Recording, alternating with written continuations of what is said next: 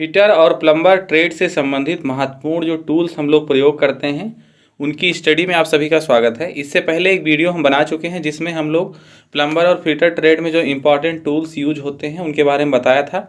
अब उसी में आगे हम लोग जानते हैं।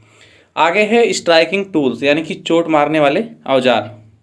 चोट मारने वाले औजार मतलब जैसे हम लोग हथौड़ा आदि जो है जिनके प्रयोग से किसी भी जॉब पे चोट मारते हैं, आवश्यक काम करते हैं, वो जो है हमारे स्ट्राइकिंग टूल्स या चोट मारने वाले औजार होते हैं। इनका प्रयोग हम लोग सीट मेटल यानी कि धातु चद्दर की कार्य में, फोर्जिंग में, बेंडिंग यानी कि मोड़ने में, चिपिंग में, रिवेटिंग में आदि ऑपरेशन करने में करते हैं।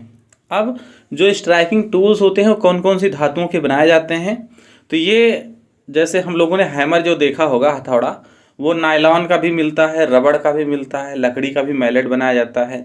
इसके अलावा ड्राफ्ट फोर्ज स्टील का भी बनता है, प्लास्टिक का भी बनता है।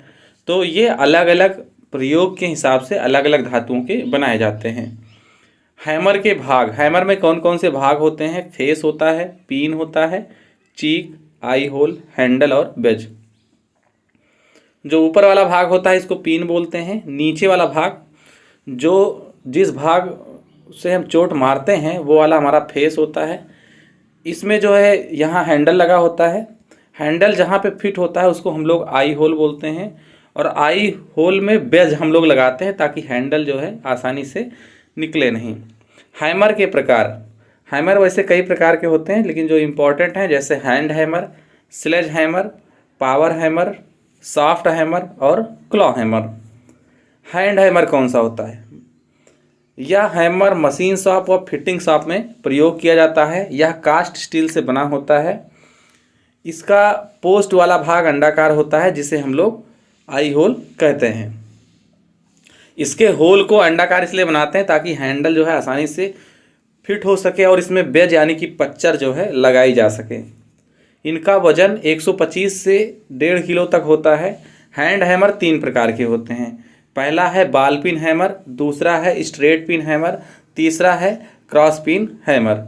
जो सामान्य कार्यों के लिए बॉल पिन हैमर का प्रयोग करते हैं उसका जो है वजन 125 ग्राम से 1.5 किलोग्राम तक होता है।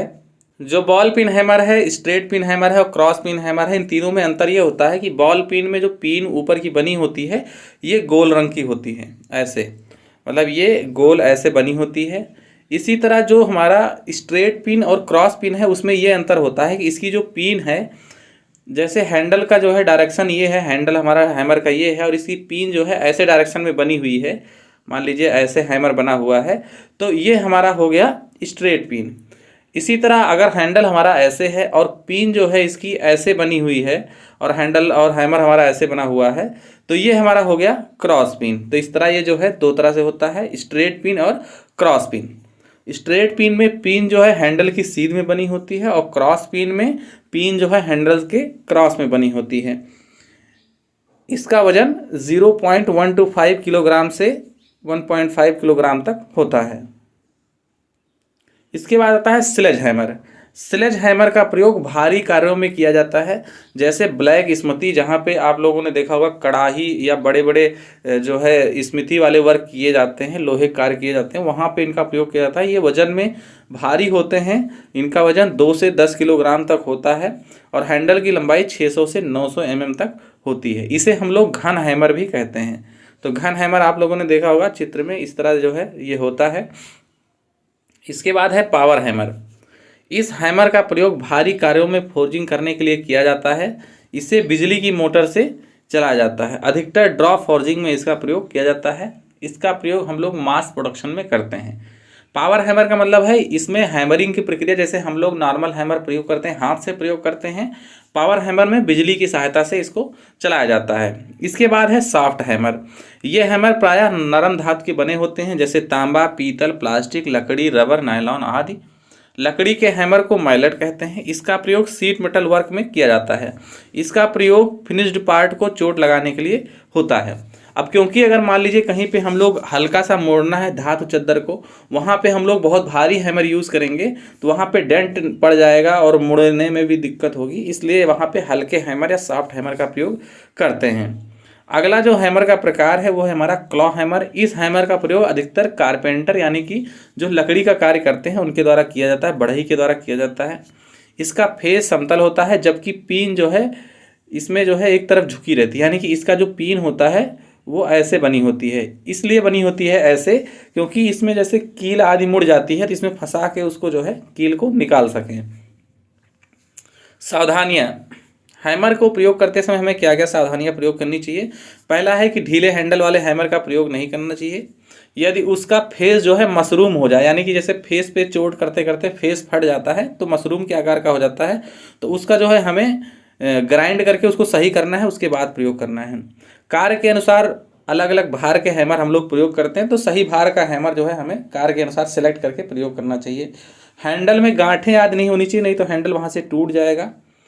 फेस हैंडल आदि पे तेल आदि नहीं लगा होना चाहिए, नहीं तो हैमर सरक जाएगा चोट करते समय और चोट लग सकती है। टूटे हैंडल वाले हैमर का प्रयोग नहीं करना चाहिए। इसके बाद है ड्रिलिंग औजार। ड्रिलिंग का मतलब होता है छिद्र बनाना। विभिन्न प्रकार के ऑपरेशंस होते हैं, जैसे जिसमें हम लोग छेद बना के किसी पार्ट को नट बोल्ट द्वारा जोड़ते हैं या लकड़ी में छेद बनाते हैं, तो ड्रिलिंग प्रक्रिया के द्वारा हम लोग छेद बनाते हैं। अब ड्रिलिंग करने के लिए कौन कौन से टूल प्रयोग होते हैं, तो सबसे इम्पॉर्टेंट है ड्रिल। जिस टूल की सहायता से हम लोग छेद करते हैं उसको हम लोग ड्रिल कहते हैं। इसे हम लोग बर्मा भी कहते हैं। ड्रिल के द्वारा किसी धातु में गोल जो है सुराख किए जाते हैं। यह हाई कार्बन स्टील या हाई स्पीड स्टील के बने होते हैं। ड्रिल के प्रकार, ड्रिल कई प्रकार की होती हैं, जिसमें इम्पॉर्टेंट हैं flat drill, straight fluted drill, twist drill, taper shank drill, centre drill या oil hole drill. Flat drill यह कार्बन स्टील का बना होता है। इसमें 0.9% से 1.5% तक कार्बन होती है। इसका कटिंग कोण 90 डिग्री का होता है। यह स्ट्रेट सैंक में बनाया जाता है, यानी कि जो हमारा ड्रिल बिट होता है यहाँ पे जैसे दिखाया गया, इसका ऊपर वाला भाग ये वाला, इसको हम लोग सैंक कहते हैं। तो सैंक इसमें या तो सीधा रहेगा या फिर थोड़ा ऊपर से इसे टेपर बना देते हैं। तो जो सीधा रहेगा उसको हम लोग स्ट्रेट सैंक बोलते हैं, जो सैंक टेढ़ा रहेगा उसको हम लोग टेपर सैंक बोलते हैं। इस ड्रिल का प्रयोग करते समय इसमें कटिंग एज में धातु फंस जाते हैं और धातु को काटने के बजाय या छीलना शुरू कर देता है, जिससे छिद्र जो है परिशुद्ध नहीं बन पाता है। इसके अलावा इसके द्वारा काटे गए चिप्स भी बाहर नहीं निकल पाते हैं, जिस कारण इसके ड्रिल की धार जो है खराब हो जाती है।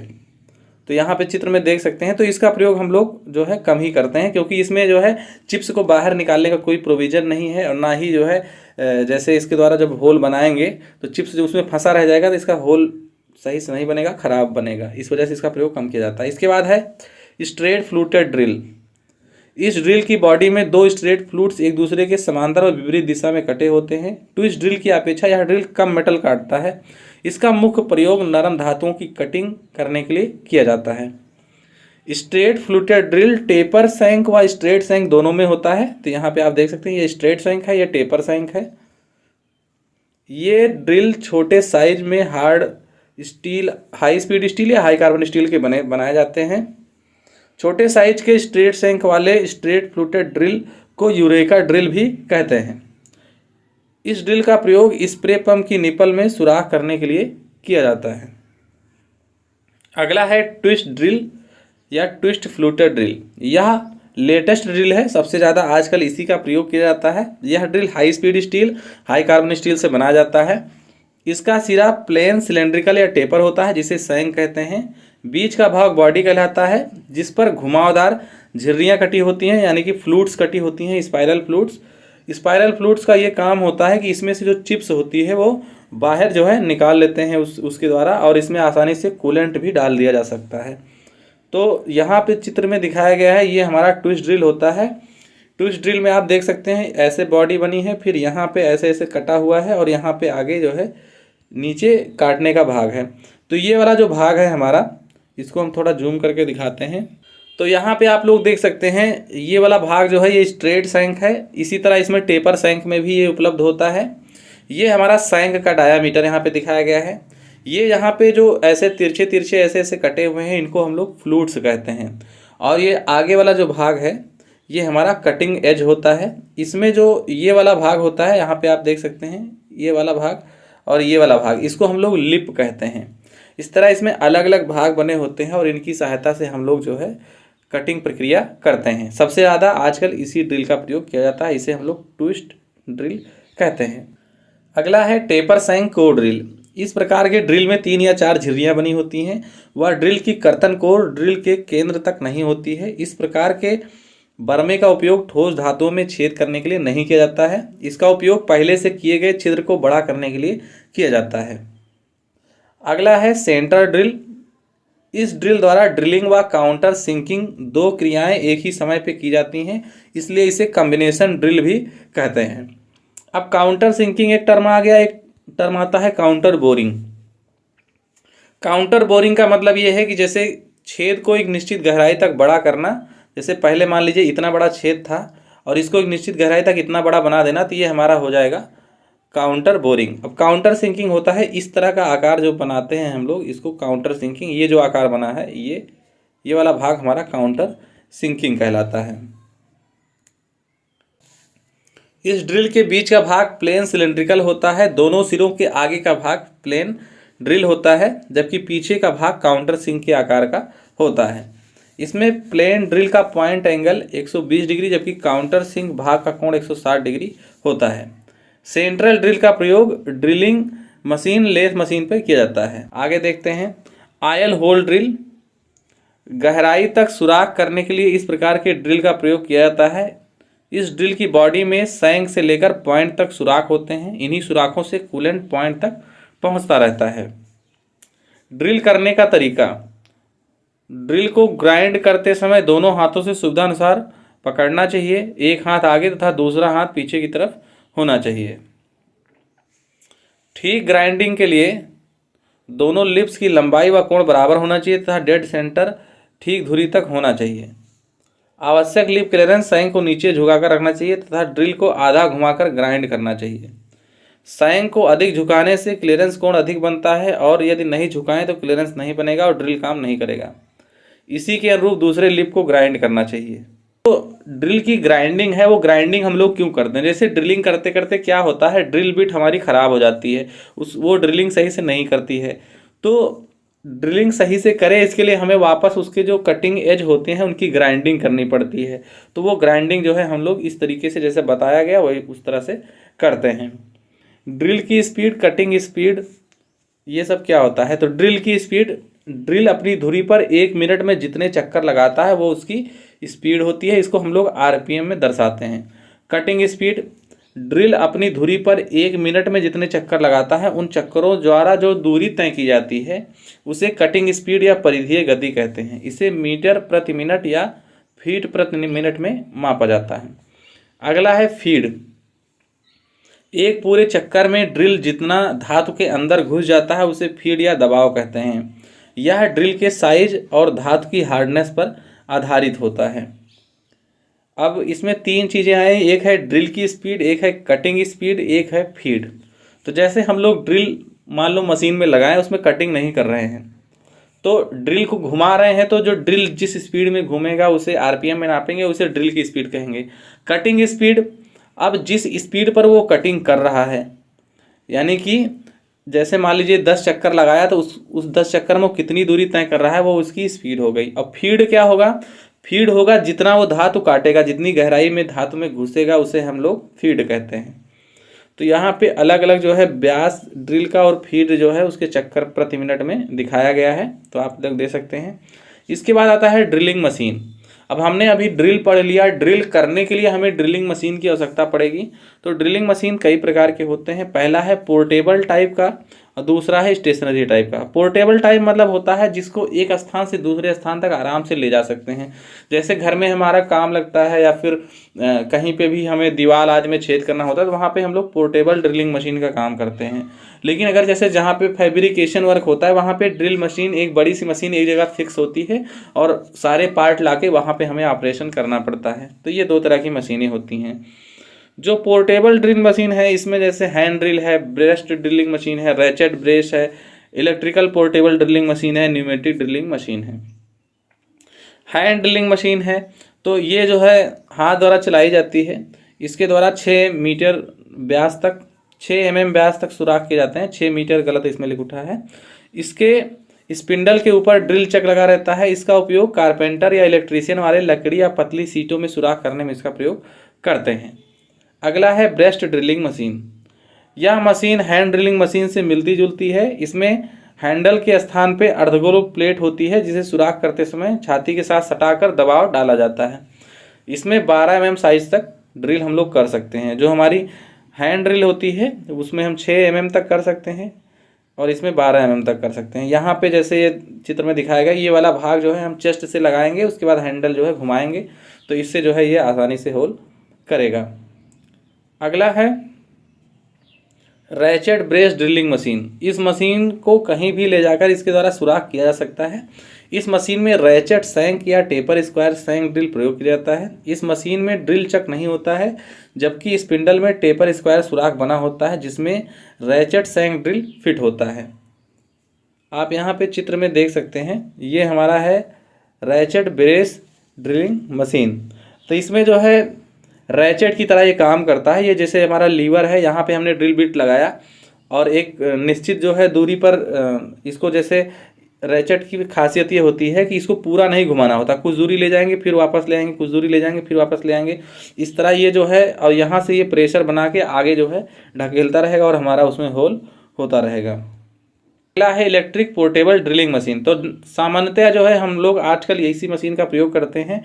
इसमें 2 तरह की मशीनें आती हैं, एक लाइट ड्यूटी, एक हैवी ड्यूटी। लाइट ड्यूटी मतलब इसमें 12 mm तक होल कर सकते हैं। हैवी ड्यूटी थोड़ा 25 mm तक ड्रिल इसमें हम लोग लगा के उस पर काम कर सकते हैं। इसका प्रयोग जो है ज़्यादातर जो इलेक्ट्रीशियन का काम करते हैं, घरों में वायरिंग आदि करते हैं, वो लोग करते हैं, या प्लम्बर का जो काम करते हैं वो लोग इस तरह की मशीनों का प्रयोग करते हैं। इनके द्वारा बहुत आसानी से विद्युत द्वारा ये ऑपरेटेड होते हैं और आसानी से इनके द्वारा होल किया जा सकता है। अगला है pneumatic drill machine. Pneumatic drill machine हमारी जो है, इसका नाम से पता चला है, न्यूमेटिक मतलब कंप्रेस्ड एयर से ये लोग चलते होंगे, मतलब इसमें हवा का दबाव जो है प्रयोग करके इसको चलाया जाता है। यहाँ पे चित्र में न्यूमेटिक ड्रिलिंग मशीन को दिखाया गया है। अगला है स्टेशनरी ड्रिलिंग मशीन। अब स्टेशनरी ड्रिलिंग मशीन का है कि ऐसी मशीनें जो अपने स्थान पे एक जगह फिक्स रहती हैं उनको स्टेशनरी ड्रिलिंग मशीन कहते हैं। इनमें हम लोग पार्ट को लाते हैं, फिर उन्हीं मशीनों पे रख के उनको काम करते हैं। जैसे कई प्रकार की हैं, bench type sensitive drilling machine, pillar type, gang drilling machine, multiple spindle drilling machine, radial drilling machine. अब ड्रिलिंग मशीन में कौन कौन से भाग होते हैं, तो जो इम्पोर्टेंट भाग हैं, जैसे हमारा बेस होगा जिस पे मशीन को फिक्स किया जाएगा, कॉलम होगा, स्पिंडल होगा, चक होगा, डेप्थ गेज स्टॉप होगा, work table, feed handle, belt guard, driving control, motor control, ये सारे जो है पार्ट होते हैं मशीन में।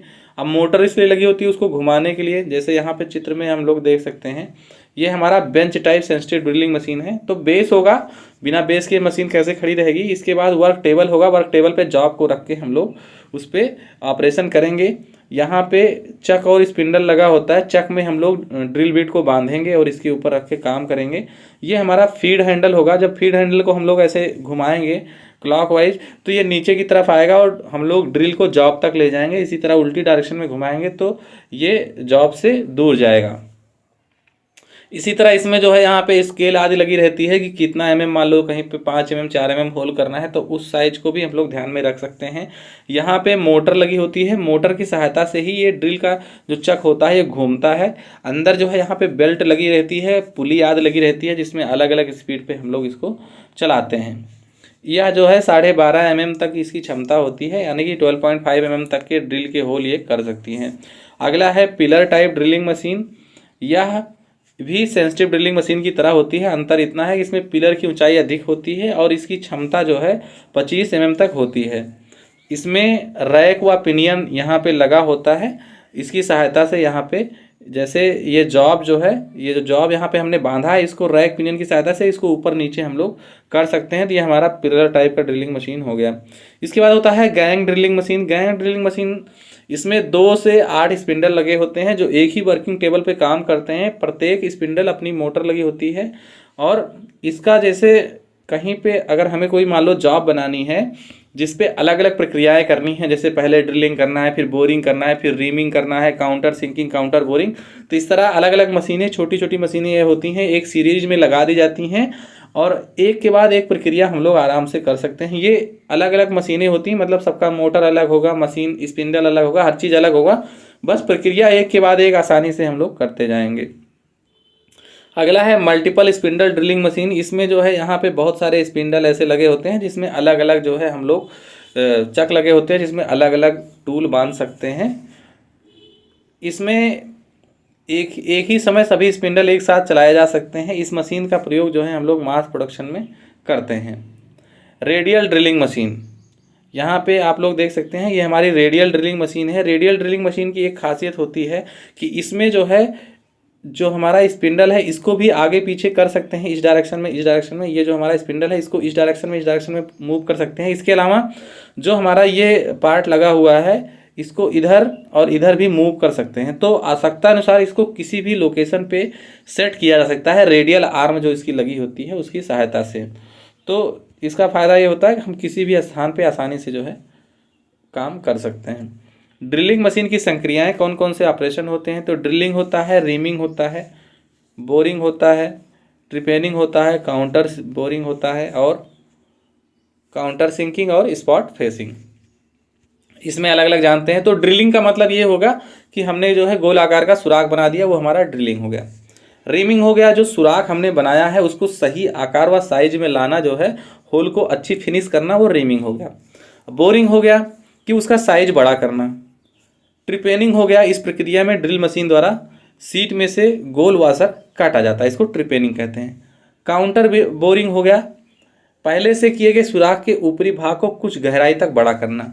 काउंटर सिंकिंग हो गया, ड्रिल किए गए सुराख के सिरे को खोल दिया जाता है जिसमें स्क्रू थ्रेड आदि के हेड जो है बैठ सकें। इसके बाद स्पॉट फेसिंग, जहाँ पे स्क्रू आदि बैठता है उसका स्पॉट का जो है थोड़ा धातु हटा देना, स्पॉट फेसिंग कहलाता है। टाइपिंग होता है, उसमें थ्रेड यानी कि चूड़ियाँ जो है काटना, उसको हम लोग टाइपिंग कहते हैं। अब इसमें अलग अलग, जैसे यहाँ पे दिखाया गया, ड्रिलिंग में छेद बना रहे हैं, रीमिंग में उसके छेद को परिष्कृत कर रहे हैं, बोरिंग में उसका साइज बड़ा कर रहे हैं, ट्रिपेनिंग में से वाशर के रूप में काट रहे हैं, काउंटर बोरिंग एक निश्चित गहराई तक इसको आकार जो है बड़ा कर रहे हैं, इसके बाद ऐसा आकार बना रहे हैं, ये हो गया काउंटर सिंकिंग। स्पॉट फेसिंग हो गया, एक यहाँ पे ऊपर की सतह का कुछ जो है फिनिश कर देना, कुछ एरिया। और टाइपिंग होता है, इसमें चूड़ियाँ काट देना होल में, जिसमें हम लोग स्क्रू बोल्ट नट आदि टाइट कर सकें। तो ये हमारे जो ड्रिलिंग से संबंधित महत्वपूर्ण ऑपरेशंस होते हैं। तो इस तरह हमने कुछ इंपॉर्टेंट चीज़ें इसमें कवर कर ली हैं। आगे इसमें हम लोग अन्य टॉपिक भी कवर करेंगे जिसमें रीमर आदि चीज़ें हम लोग पढ़ेंगे।